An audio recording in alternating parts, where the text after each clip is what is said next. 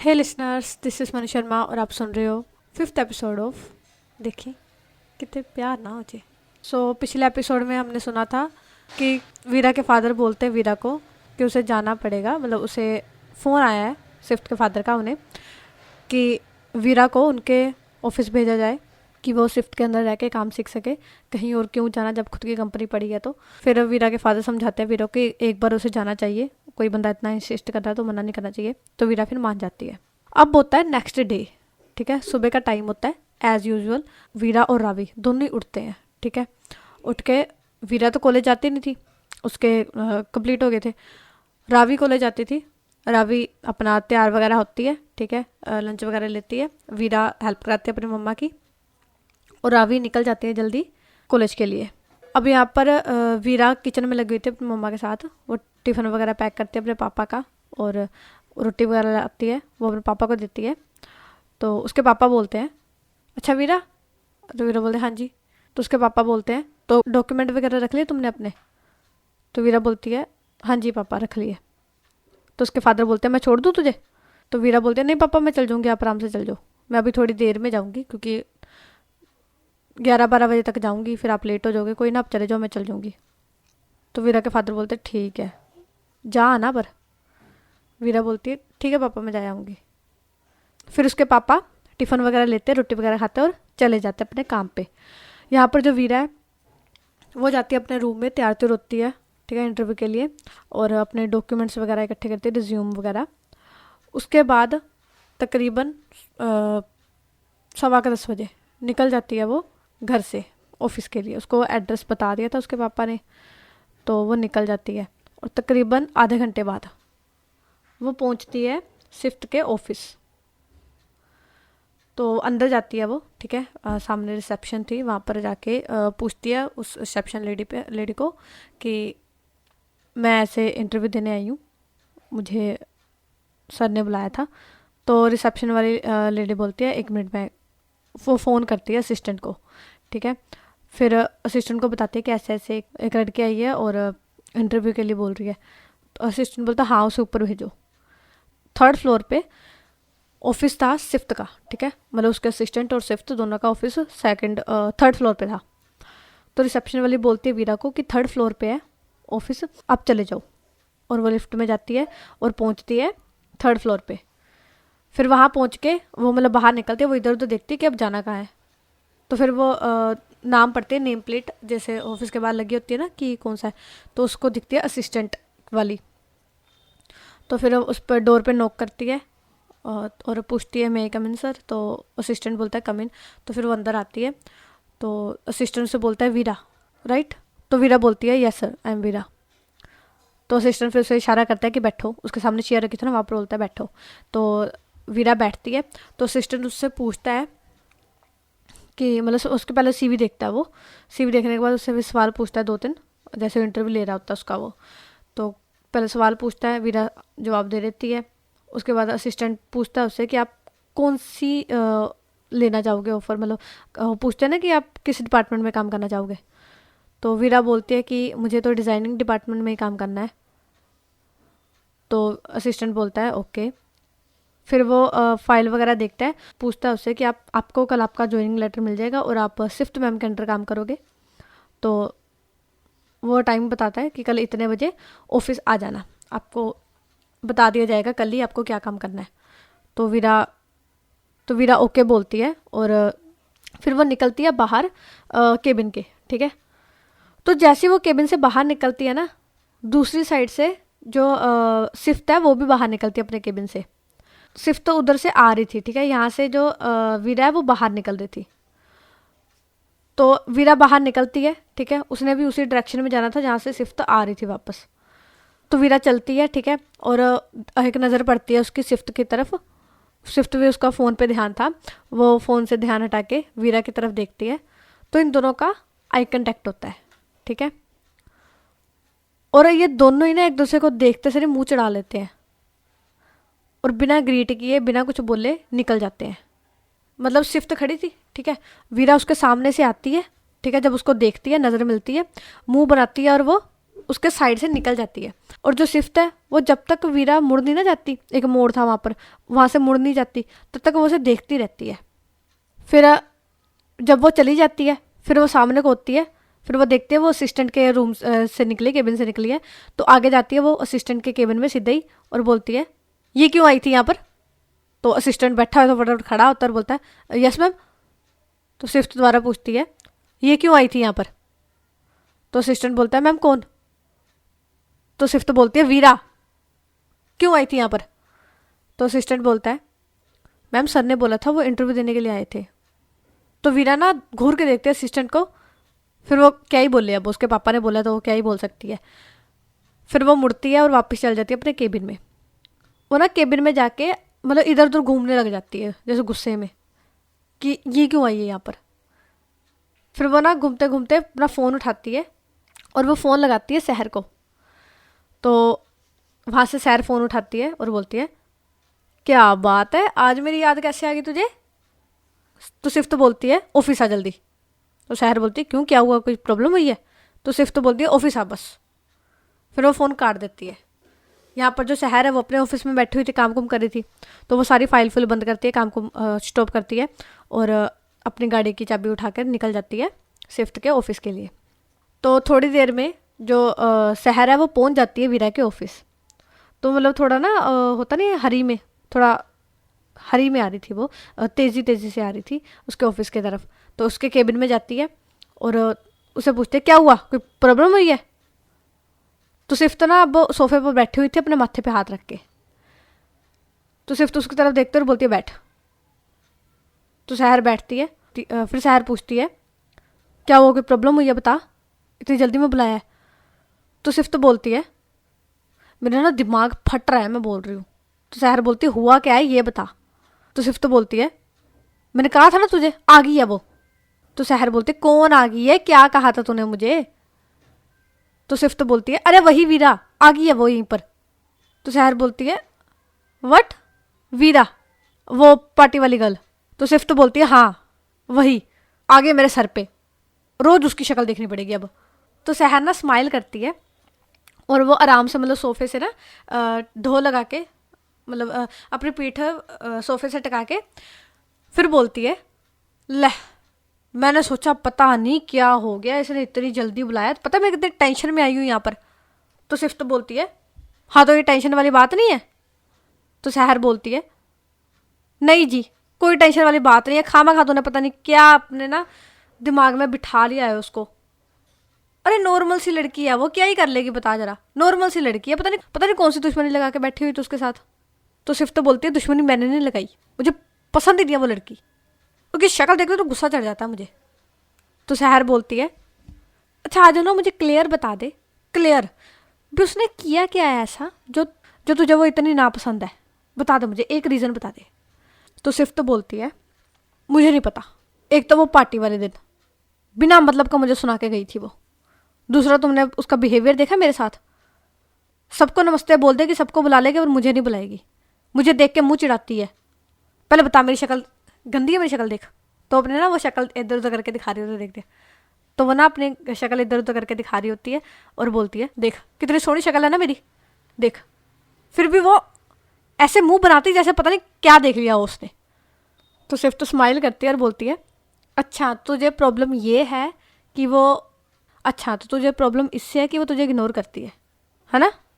तो सिर्फ तो देखते है शहर की तरफ और बोलती है नहीं हो, मुझे क्यों प्रॉब्लम होगी मुझे इग्नोर करे या ना करे, मुझे उसकी टेंशन होना चाहिए। तो सहर बोलती है बातों से तो तेरे यही लग रहा है। तो सिफ्त बोलती है ऐसी कोई बात नहीं है ठीक है, मुझे कोई उसके टेंशन टूशन नहीं चाहिए। तो सहर बोलती है अच्छा बता फिर चाहिए क्या, ये बता। तो सिफ्त बोलती है कुछ नहीं चाहिए मुझे, मुझे बस उसकी शक्ल नहीं देखनी है। तो सहर बोलती है अब तो देखनी पड़ेगी, अब अंकल का हुक्म है वो तो तू टाल नहीं सकती, शक्ल तो देखनी पड़ेगी। और वैसे भी वो तो काम करने के लिए आएगी ना यहाँ पर, तूने कौन सा उसके साथ लुडियाँ पानी है, काम ही करना है ना, उसको इंस्ट्रक्शन देती जाना कि ये काम ऐसे कर दो, डेट्स इट, बात खत्म है, अपना काम तक मतलब रखना। तो सिर्फ तो बोलती उसके साथ मैंने कोई मतलब रखना भी नहीं है। तो फिर ना वो अपने माथे पे हाथ लगा के पीछे को हो जाती है सिफ्त। तो सहर उसकी तरफ देख रहे स्माइल कर रही होती है। तो सिर्फ देखते सहर की तरफ और बोलती है तू क्यों हंस रही है अब, मज़े ले रही है मेरी परेशानी देख के तुझे खुशी मिल रही है? तो सहर बोलती है अरे नहीं, मुझे पता क्या लग रहा है। तो सिफ्त बोलती है क्या? मुझे लग रहा है कि तुझे ना इस बात से प्रॉब्लम हो रही है कि वो तुझे अटेंशन नहीं दे रही है, मतलब तुझे देख के इग्नोर कर देती है। तो सिफ्त बोलती है ऐसा कुछ नहीं है, ठीक है, कुछ नहीं है ऐसा, मुझे नहीं ज़रूरत उसके अटेंशन की, मुझे बस वो लड़की नहीं पसंद, डेट्स इट, बात इतनी है। तो सहर बोलती है ओके फाइन, नहीं पसंद ना तुझे, मान लिया, अब बता तुझे चाहिए क्या? तो सिफ्त बोलती है मुझे उसकी शक्ल नहीं देखनी, डेट्स इट।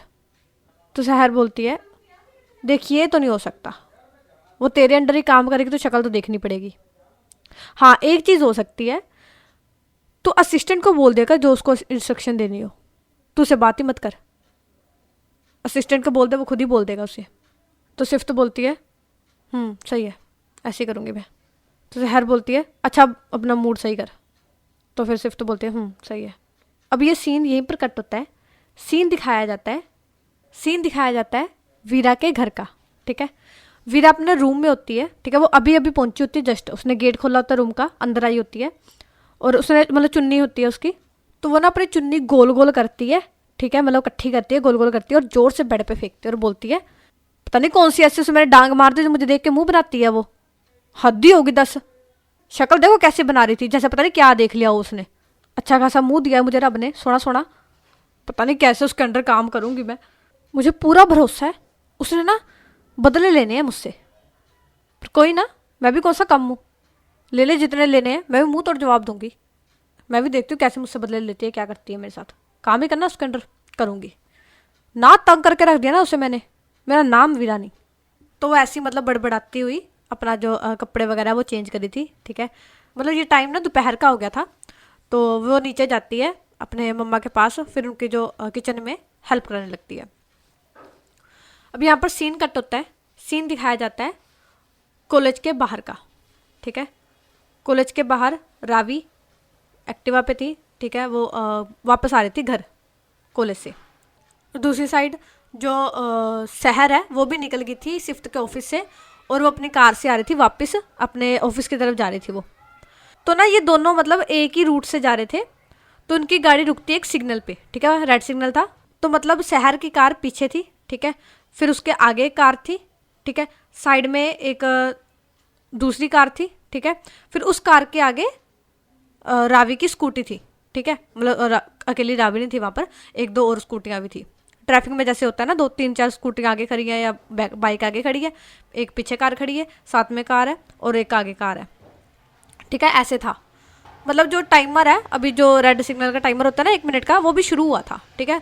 तो वीरा ना अपनी स्कूटी बंद कर देती है क्योंकि तेल क्यों फूकना इतना, तो खड़ी खड़ी तेल फूक होता है, तो फिर तो तेल क्यों फूकना इतना, है ना, खड़ी खड़ी तेल फूक होता है, तो वो बंद कर देती है। तो वो वेट करती है, ठीक है, रेड से ग्रीन होने का सिग्नल का। तो इतने में जब मतलब 10 सेकंड रह जाते ना, तो वो अपनी स्कूटी ऑन करती है, स्टार्ट करती है, तो वो स्टार्ट नहीं होती क्योंकि उसकी स्कूटी पुरानी थी, ठीक है। तो वो स्टार्ट करती है, बहुत बार सेल्फ मारती है पर होती नहीं स्टार्ट। वो ट्राई करती है बार बार चौक लगाती है, उससे ट्राई करती है तब भी स्टार्ट नहीं होती। तो मतलब उसकी जो बैटरी है वो हो गई थी डाउन। तो वो क्या करती है, वो उतरती है, ठीक है, एक्टिवा को डबल स्टैंड पे लगाती है, फिर वो किक मार के स्टार्ट करने की कोशिश करती है। इतने में जो सिग्नल है वो ग्रीन हो चुका था और पीछे से हॉर्न मारे थे लोग की, क्योंकि कार ने निकलना था, तो हॉर्न मारे थे उसको। तो शहर उसको ना पीछे ही थी, तो शहर भी देखते हैं कि सिग्नल तो ग्रीन हो गया पर गाड़ियाँ आगे नहीं बढ़ रही। तो वो थोड़ा सा अपना जो फेस है, मतलब सर है, वो बाहर निकाल के देखती है। तो मतलब उसे दूसरी साइड जाना पड़ता है, अपने ड्राइविंग सीट से निकल के दूसरी साइड जाना पड़ता है, वहाँ से देखना पड़ता है। वो देखती है आके रावी है, ठीक है, और वो अपनी एक्टिवा को किक मार के स्टार्ट करने की कोशिश कर रही है बट हो नहीं रही है। तो शहर बोलती है तो रावी है। तो शहर मतलब अपनी गाड़ी से बाहर आती है और फिर वो जाती है रावी की तरफ और बोलती है हाय। तो रावी देखती है शहर की तरफ और बोलते हैं हाय हेलो। तो वो हैंड शेक करते हैं। तो शहर पूछती है क्या हुआ स्कूटी को। तो रावी बोलते हैं कुछ नहीं, बस ये इसकी सेल्फ चलती नहीं, कई बार वही अटक गई है। तो शहर बोलती है मैं हेल्प करूँ। रावी बोलते नहीं कोई ना, आप चल जाओ, मैं कर लूँगी। तो शहर बोलते नहीं मैं कर देती हूँ हेल्प, नहीं रहने तो आपको प्रॉब्लम होगी, मैं कर लूँगी। तो शहर बोलते मैं कर देती हूँ, शहर बोलते कोई बात नहीं, तुम किक मारो, मैं आगे रेस देती हूँ। वो होता है ना, पहले किक मारनी होती है, साथ में रेस देनी होती है। तो रावी का वो हाथ जैसे किक मार रही है और वो हाथ पहुंच नहीं रहा होता उस पर, मतलब पहुंच रहा होता बट एक साथ बज नहीं रहा होता। किक भी मारनी है तो रेस भी देनी है, तो हो नहीं रहा होता वो चीज़। तो फिर जो शहर है वो रेस को वो करती है, यहाँ से जो रावी है वो किक मारती है, ठीक है। तो एक दो बार ट्राई करने के बाद जो एक्टिव है वो स्टार्ट हो जाती है। तो रावी देखती है स्माइल करते हुए शहर की तरफ और बोलती है thank you the. Thank you क्या बात है, और दी मत बोलो। तो रावी देखती है उसकी तरफ और बोलती है क्यों, आप बड़े हो मुझसे तो दी बोलना है। हाँ मैं बड़ी हूँ, उसका मतलब ये सुनना कि सभी बड़ों को तुम दी बना लोगी। दी मत बोलना आगे से फ्रेंड्स, दी मत बोलना आगे से। फिर वो हाथ अपना आगे बढ़ाते और बोलती है फ्रेंड्स। तो रावी बोलती है ओके फ्रेंड्स। फिर वो हैंडशेक करती है, फिर उसे थैंक यू बोलती है और शहर अपनी कार में चल जाती है रावी, और रावी अपनी स्कूटी में चली जाती है। तो तकरीबन 20 से 25 मिनट बाद रावी पहुंचती है अपने घर, ठीक है। 2:30 बजे का टाइम हो चुका था। तो रावी पहुंचती है अपने घर, फिर वो अंदर जाती है, अपना वही रूटीन, अपना फ्रेश फ्रूश होती है, उसके बाद बाहर आती है, फिर उसके मम्मा उसे खाना देते हैं। तो मतलब ये तीनों मावतियाँ बैठे हुए थे और फिर रावी पूछती है वीरा से अरे दीदी आपका इंटरव्यू था ना आज, क्या बना उसका। तो वीरा देखती है रावी की तरफ और बोलती है बनना क्या था, पहले से ही सिफारिश थी, मिल गई नौकरी। तो रावी बोलती है मिल गई नौकरी। तो वीरा बोलती है हाँ मिल गई। तो रावी बोलती है अरे खुशी की बात है, आपको खुश होना चाहिए। तो वीरा बोलती है इसमें कौन सी खुशी की बात है, ये कौन सा मैंने अपने बलबूते पे किया है, पापा के दोस्त थे उनसे फेवर मिला है, खुशी तब होती है अगर मैं अपने बलबूते पर इंटरव्यू क्लियर करती। तो रावी बोलती है दी आप ना ओवर थिंक कर रहे हो, सबको ये अपॉर्चुनिटी नहीं मिलती है, अगर आपको मिली है तो उसको एक्सेप्ट करो, इसको एज ए अपॉर्चुनिटी लो। अच्छा आप ये सोचो इतने साल हो गए, ठीक है, इतने साल पापा को अपने दोस्त मिले नहीं, जब आपकी ग्रेजुएशन कंप्लीट होनी थी तब उनको वो मिले, तब वो उनको मिले और फिर उन्होंने खुद ही अपने मुंह से ये बात की। तो इसको ऐसे सोचो ना कि क्या पता आपको धक्के ना खाने पड़े, भगवान ने सोचा होगा कि मैं क्यों अपने बच्चे को इतना धक्के खिलवाऊं, इसको थोड़ा सा सूखा कर देता हूँ उसके लिए रास्ता। तो उसको ऐसे सोचो ना। तो वीरा बोलती है हाँ हाँ ठीक है ज्ञान मत झाड़। तो रावी बोलती है ये सही है, जब मैं कोई बात समझाऊं तो मैं ज्ञान झाड़ती हूँ, और जब मैं कोई ऐसे फजूल की बात करती हूँ तो वो सारे बड़े ध्यान से सुनते हैं। तो वीरा बोलते खाना खा, मुझे मत समझा। तो रावी बोलती ठीक है नहीं समझा रही, बात ही नहीं करूंगी आगे से मैं। तो रावी बोलती हाँ मत कर। तो वीरा के मम्मा बोलते हो जाओ हो जाओ हो जाओ शुरू, 1 मिनट भी तुमने टिक के नहीं पहना है, जब देखो कुत्ते बिल्लियों की तरह लड़ते रहते हो। तो ये दोनों अपनी मम्मा की तरफ देखते हैं और उसकी मम्मा डांटने लगे होते हैं दोनों को। तो फिर दोनों नीचे मुंह करके अपना खा रहे होते हैं, डांट सुन रहे होते हैं। तो इनका ये जो दिन है वो ऐसे ही निकलता है, ठीक है, मतलब लड़ते झगड़ते। तो उसके पापा आते हैं रात को ही, फिर डिनर वगैरह करते हैं। उसके पापा पूछते हैं कि क्या बना, तो वो बोलते हैं कि हाँ मिल गई, कल से जाना है, ठीक है। ये सब बातें होती हैं और ये सो जाते हैं। ये दिन ऐसे ही निकल जाता है। अब आता है नेक्स्ट डे, ठीक है, सेम रूटीन सबके लिए बट डिफरेंट फॉर वीरा। उसको आज जाना था ऑफिस, ठीक है, उसकी जॉब का पहला दिन था। तो 9 बजे उसके टाइम था, 9 बजे उसने ऑफिस पहुंचना है। तो उठ जाती है वो 7 बजे, थोड़ा मम्मी के साथ अपने हेल्प कराती है और फिर तैयार त्यार होती है और निकल जाती है ऑफिस के लिए। फिर वीरा पहुंचती है ऑफिस, वो नेट कहते ना 9:00, वो नेट 9:00 9 बजे पहुंच गई थी ऑफिस। तो जाती है वो ऑफिस और फिर वो जाती है, मतलब असिस्टेंट होता है ना उसके केबिन में जाती है, क्योंकि उसको तो पता ही था उसको अब कि कहाँ पर है उसका केबिन। तो वहाँ पर जाती है, नॉक करती है और मैं कम इन पूछती है। तो असिस्टेंट बोलता है कम इन। तो वीरा अंदर जाती है और गुड मॉर्निंग विश करती है उसे। तो वो गुड मॉर्निंग बोलता है और फिर उसे बिठाता है, बोलता है कि बैठो। तो वीरा बैठती है। तो असिस्टेंट ना कॉल करता है, मतलब होता ना एक हेल्प बॉय, उसको बोलते हैं, पता नहीं क्या बोलते हैं, जो भी बोलते हैं, एक लड़का होता है जो सबको चाय पानी देता है, फाइल्स वगैरह लेके आता है। तो उसको फ़ोन करते हैं। तो वो आता है अंदर और असिस्टेंट बोलता है उसे कि नीचे जाओ, वहाँ किसी का नाम लेता है कि उनसे ज्वाइनिंग लेटर लेके आओ। तो वो ओके बोलता है और नीचे जाता है और लेके आता है उन पर्सन से ज्वाइनिंग लेटर। फिर वो लेके आता है रूम में, वो देता है असिस्टेंट को। तो असिस्टेंट ज्वाइनिंग लेटर सामने करता है वीरा के और बोलता है ये आपका ज्वाइनिंग लेटर है और कुछ कंडीशंस हैं, उन्हें आप पढ़ लो अच्छे से और फिर अगर आप अग्री करते हो तो आप साइन कर देना।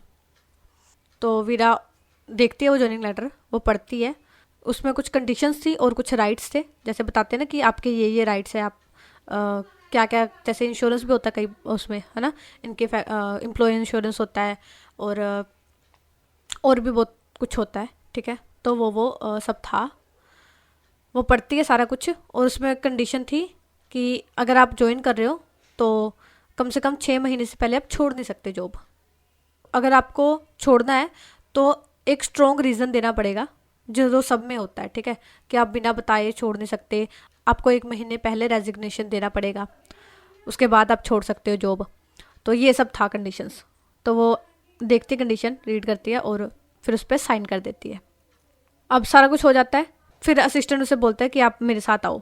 फिर वो निकलता है बाहर, ठीक है, ये असिस्टेंट के कैबिन से बाहर निकलते हैं और सामने सिफ्त का कैबिन था, तो उस पर वो नोक करता है। तो सिफ्त बोलती है यस मे कम इन मैम। तो सिफ्त बोलती है कम इन। तो असिस्टेंट आता है और उसके पीछे पीछे आती है वीरा। तो ये अंदर जाते हैं और सिफ्त ना अपने काम में डूबी हुई थी, मतलब उसमें फाइल में देख रही थी, वो असिस्टेंट की तरफ नहीं देखती। तो वो पूछती है बोलो। तो असिस्टेंट ना एक फ़ाइल होती है वीरा की, वो आगे करता है और बोलता है मैम ये मिस वीरा की फ़ाइल आप देख लो। सर ने कहा था कि मिस वीरा आपके अंडर काम करेंगे, तो आप देख लो इनको क्या काम देना और कैसे देना है। तो जैसे सिर्फ वीरा का नाम सुनती है ना, वो देखती है फाइल की तरफ, फिर वो अपनी नज़र ऊपर उठा के देखती है। पहले वो असिस्टेंट की तरफ देखती है, फिर वो देखती है वीरा की तरफ। टेढ़ी नज़र नहीं होती, वो टेढ़ा देखती है वीरा की तरफ। तो वीरा भी उसे देख रही थी आंखों में आंखें डाल के, जैसे कर ले जो करना, मैं भी अच्छी खड़ी हूँ, तो ऐसे करके। तो सिर्फ टेढ़ा देख रही थी और वीरा सीधा उसके तरफ देख रही थी। तो फिर सिर्फ अपनी नज़र हटाती है, फाइल में डालती है नज़र उसकी, मतलब अपनी नज़र, और फिर देखती है सारे फाइल को, उसकी रिज्यूम वगैरह, और देखती है कि नंबर तो अच्छे खासे हैं उसके, और फिर वो देखती है कि सही है, स्टूडेंट भी सही है। फिर वो असिस्टेंट को बोलती है ठीक है तुम जाओ मैं देख लूँगी।